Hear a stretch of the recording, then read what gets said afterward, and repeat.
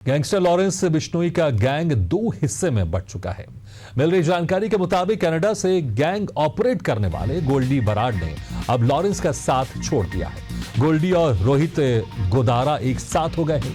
Police सूत्रों के मुताबिक साबरमती जेल में बंद गैंगस्टर लॉरेंस और उसका भाई अनमोल बिश्नोई एक साथ है, तो वहीं दूसरी तरफ गैंगस्टर गोल्डी बराड़ और रोहित गोदारा एक साथ है।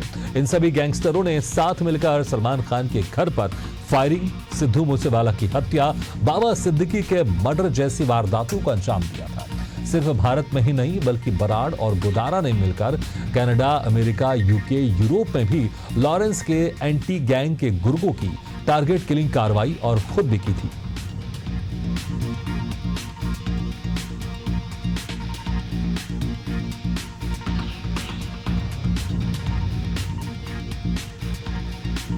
तो यहां पर लॉरेंस गैंग में दो फाड़ देखने को मिल रही है। गोल्डी और गोदारा एक साथ आ गए हैं, तो वही लॉरेंस और अनमोल बिश्नोई साथ हैं। इस खबर पर ज्यादा जानकारी के लिए बात करते हैं आउटपुट हेड शारदुलू शेखर से।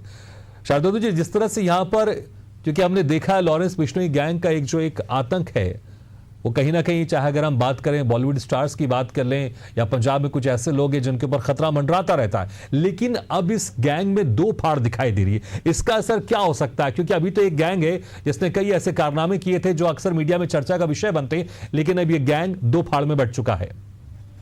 यकीनन ये लॉरेंस बिश्नोई के कमजोर पड़ने की बात की तस्दीक हो रही है।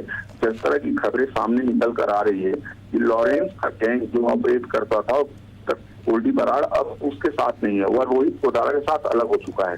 इन गैंगस्टरों ने हिंदुस्तान की जमीन पर एक साथ मिलकर बहुत सारी वारदातों को जन्म दिया था, जैसे सलमान खान के घर फायरिंग की घटना, चूंकि उसमें लॉरेंस बिश्नोई का अपना पर्सनल इंटरेस्ट रहा है।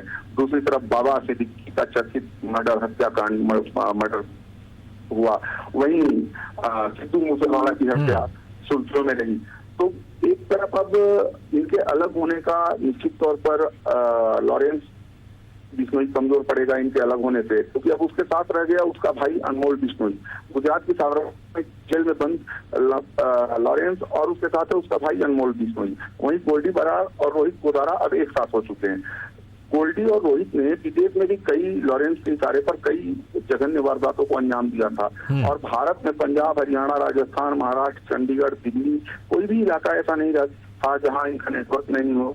तमाम राज्यों में इसने वारदातें कराई, अपने इनका गैंग बहुत विस्तारित था।